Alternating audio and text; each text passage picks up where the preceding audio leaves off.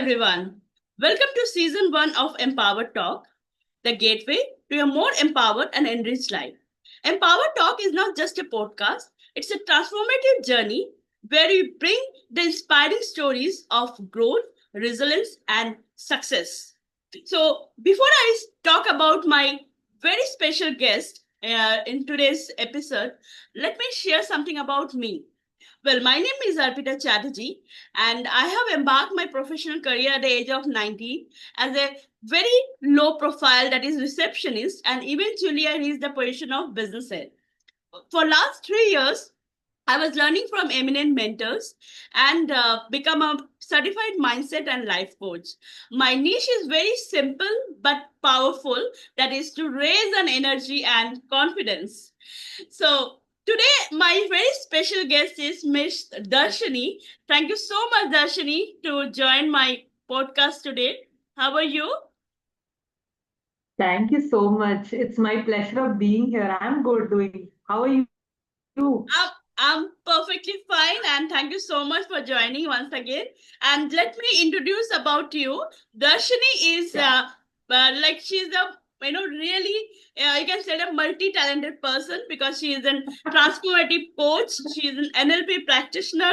She is a life coach. She is a posh trainer. She is also so many things she has done. So share something about more about you and about your journey, Darshini. Sure. Actually, my journey is not by accident or chance. It's been, I've been dreaming since my eighth grade. So basically, my journey started from teaching art for kids during pandemic. Actually, that's where my journey of career started. Then I stumbled upon baking. I did baking also on the side. But as a child, I always played around with microphones a lot more than any other toy as it is. So I didn't know that would shape to what I am today and doing whatever I'm doing today. And I just had one thing in mind, that if I'm doing something, it has to give an impact on positive impact on people's life. And I was still trying to figure out if there's some career like that. And then only I stumbled upon becoming a trainer. So stages never, frighten me still, touch wood. I used to be like, enjoy being on the stage and the spotlight. So yes, that's the moment where it got me here. Wonderful, wonderful. That's amazing that you said. And as you saying that trainer, of course, you are also a soft skill trainer. So in today's competitive world, how important are the soft skill compared to the technical knowledge? I would say, as far as I'm concerned, soft skills is a necessity because you have the skill, you have the competency. If you don't have the confidence and the leadership skill, there's no point you going and applying for a job, because communication is the surface or soft skills is the foundation. But your academics helps you to build your knowledge, but it will not give you confidence, because what you read in the books is not same as what you practically experience in reality. It can help, it can guide you, it can navigate you, but then it cannot help you to lead a path forward. So see, you have strong technical skills, you have strong whatever the other skill sets. If you don't have the confidence, then the story is the same. Absolutely right. But generally what I feel that people get confused about the actual meaning of confidence. Confidence is not about just Yes. talking loudly or talking like arrogance or something like that. Yes. It's of course confidence is all about your how you work inner self and outer. And communication is also not True, about true, talking. It's of course there's the verbal, non-verbal communication. Lot of things is there. So true, as a soft skill true. trainer, what are the three quick ways people can enhance their communication skill? What you can say? Okay, there's a misconception that only if you talk fast you'll be heard. No. I'll give you one very simple hack. This is something I do, that I take a pause, I jot down my point. pointers which I want to communicate to someone, I then after that only I go put it across to someone. Otherwise, what will happen? There are chances of misagreements or misarguments, disagreements, all these things will arise. So instead of reacting, you start responding. Take a pause, and you don't have to talk fast. Talk it slow, even, but then you have to be clear in your mind as to what you're wanting to communicate. So the clarity is important in communication, and you should know when to have a detailed conversation and when to put precisely in point. And that is a skill, it comes with practice, and I still practice my communication skill. Being a learner, I yes, I do trainings, but still I work on my communication skill. Absolutely true. And of course, lifelong learning is very important. And the moment we feel that we know enough or we know a lot of things, we know everything, maybe that day will be last day, right? So of course, learning is something is Yeah, very, yes, very important. That's definitely yes, is important. And second thing that you said about confidence, of course, then the person should have good communication skill, but they don't have that confidence, then also they can't maybe impactful, right? So, but at the same time, you know that one of the major problem that the people, especially the youngster, they feel about that self doubt. Okay, because they have that you can say that some limiting belief or some kind of yes. things are there that they may be talking very confidently, they look confidently, but inside there are a lot of self doubt. Inside there always have that fear and all that. I have met so many people, maybe they are talking very confidently, but inside they are just, you can say, empty. They are not like filled. So, what, as an image consultant, as a soft skill trainer, what do you feel that if someone wants to build a confidence but struggle, with self doubt, what's one, a practical exercise that they can start with today, that so that they can get like confident from inside also and outside both? Okay.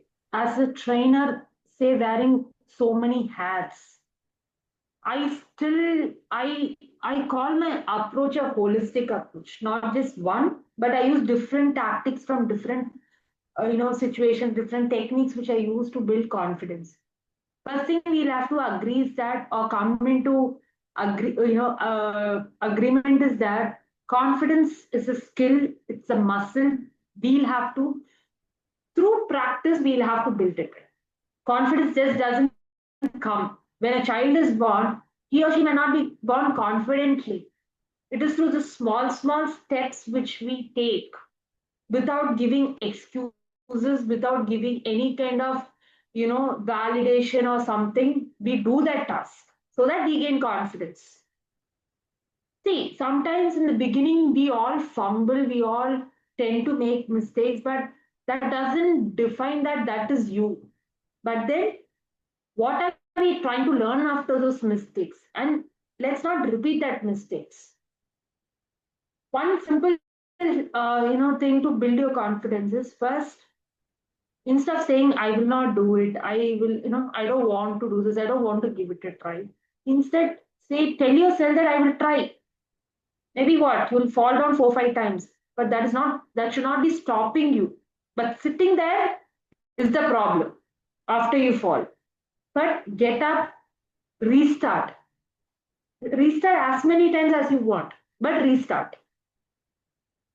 Absolutely I'll tell right. you, when I got into this career, I'm still that introvert, but still people say you don't talk. How are you gonna be in this kind of a career? That's the first question which people asked me. If I had believed that day that okay, I don't talk, why should I get into this career?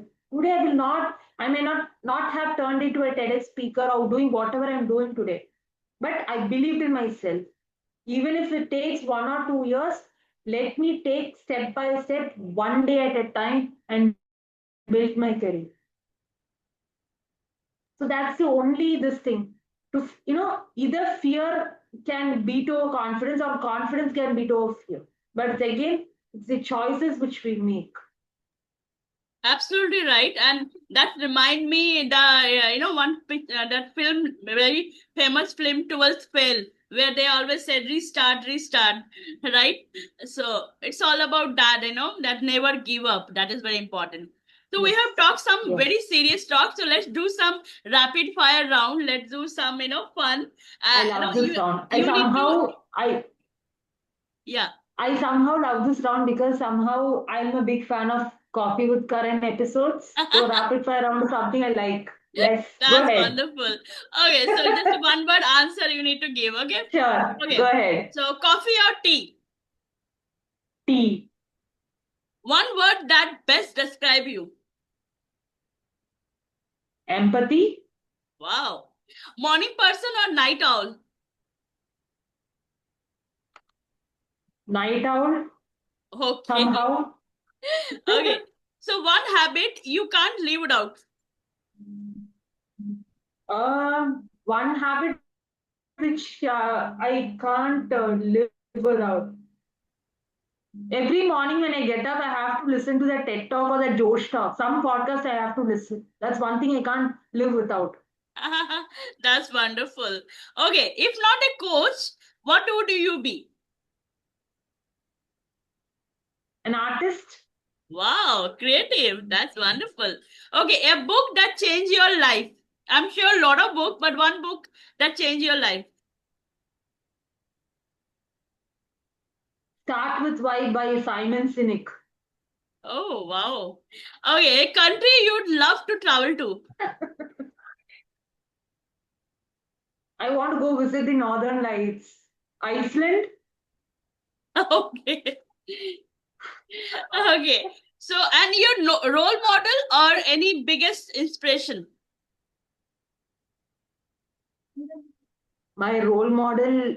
Here, maybe I have two people. First, if you ask me, it's my father who passed away 1 year back, and my coach. Okay, that's good. Okay, first thing you do when you feel low. Dance. Pardon?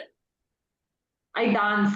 Oh, wow, that's wonderful. Dancing is the best Hula hoop or exercise something also. I do. Yeah. That's amazing. That's really amazing. Superb rapid fire round. So let's ask you some serious question again. So Sure. Sure. like where do you see the future of coaching and personal development going to in next 5 years? I see a lot of scope because if you go back, looking at the studies or anything, mental health issues is rising at its peak, and there's a lot of scope. And second segment is where people are not aware of what they want to become or what they want in life. If you go today, if you go ask a child or a college going student, they'll say, I don't know. They don't want to take the pressure. So there is a lot of scope for this particular industry. First thing, we'd have to come into that acceptance stage where, self-awareness is the key to anything. There are a lot of followers. Just because my friend is doing this, I'll also do this. But later, the student realizes this is not for me. Right. I feel it's the need of the hour. That's wonderful. And one thing that I really feel that, emotional intelligence is also something very important. And as you are very expertise in this emotional intelligence also, especially in organization, like I'm also working full time and a very senior profile. I know how much, to need that emotional balance to handling the office politics or, so many pressures and all. So, like, what are the emotional, like, how the person can improve their emotional intelligence to handle workplace conflict or in a household conflict better? I love this question. And yes, EA is one of my favorite topics just because my coach taught me this thing. I like this topic. See, okay, before I step on into what is emotional intelligence, let's first we'll have to all come into this understanding that emotions doesn't comes out of a blue. It comes because of a thought or because of an incident which has happened or which is going to happen. When an incident is coming out of from your past, then you find yourself stressed, regretful, different kinds of emotions. If you take it in your future, it's your anxiety. So what is emotional intelligence is nothing but you understanding first, you understanding yourself, your emotions, and what is causing it. And you should be able to not sympathize. You can empathize with others, understanding, putting yourself in their shoes. So first, we need to understand our own emotions and how we handle it so that you can help the other person out. And again, it's not something you can see or you can touch or you can feel it, but you cannot touch and see. So it's something you have wired yourself or you've created that kind of pattern in you. And rewiring that will take some time that we have all have to get an agreement into. You can get irritated, you can get frustrated. But the whole idea is how are you going to navigate? Maybe the techniques or the ways I say might not work with Arpita here, or or the other way around also. So we need to find out okay what works. Say as she was asking the rapid fire round question, what do you do when I feel low? I dance because that instant moment your body changes the neuro pathways. Maybe for some, it is doing 15 to 20 squats, or for some, it is just climbing up and down in the stairs. Might be. So we need to figure out what is our the way we can. Sometimes for some, it's like drinking, going and having a strong cup of coffee. Might be. Or for some, going and having a cold shower. We need to figure out what changes our mood and what changes our emotion. Perfect, perfectly you said. And also you said a neuro pathway, and you are an NLP practitioner. So how NLP can help for to control these emotions, like how to improve, and like if the person want to improve their emotional intelligence. See, there is a technique called, reframing in NLP. What you basically do, very simple example, tell you. If a child fails in the exam, what is the instant reaction of a parent? Why didn't you study properly? Why didn't you do this? Why didn't you do that? All these questions comes. Yeah, Instead, blame game. let's switch that Yeah. conversation that stating that, okay, my dear, now you've done your exam to your best level. Now let's understand where you have done your mistake and let's, correct it and do it better next time. The child is more prone to taking action and studying better next time. In situation one, you have been blaming the child that he or she did not study. So just instead of reacting, let's start responding by taking that pause which I started this conversation with. And then you respond. That's an easy way. See, I can tell you 10 to 15 techniques here. I'll not do that because practicing one itself is very difficult. So try this and let me know as to how it goes. Absolutely right. That reacting and response is very important. Like generally, we are always reacting immediately rather than respond. So you perfectly said that. That how you can respond, that matters a lot. So I'd like to True. ask you that what message you'd like to give to all the people who want to who are going to watch this podcast, especially those who really wanted to start their own journey as a coach. Like as you have already done so good in your coaching journey. So what message you want to give to especially those people who wanted to start their journey as a coach or as a NLP practitioner or anything that you want to start begin their own. First, do not look the whole staircase before you start climbing. Just focus on your next step. But your destination or your goal should not change. Just focus on the next step. Shortcomings, roadblocks, all these things are going to be there. But it's at that given situation, what is your priority? Second, it's always you versus you. There's no other competitor. The person whom you yourself look at at in the mirror, that is your competitor, but no one else. And you are the best coach and you're the best critic. See, you can take feedback, you can take criticism, you can take everything. It will help us grow. But you should be aware from whom are you receiving that feedback, from whom are you receiving that criticism, that it is up to us for us to decide.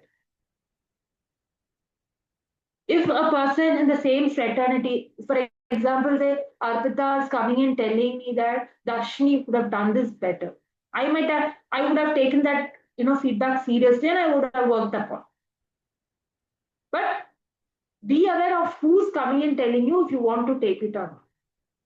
And final thing is, if you have the enough knowledge about your goal and what you want to achieve in life, please put your earplugs or earpods or whatever.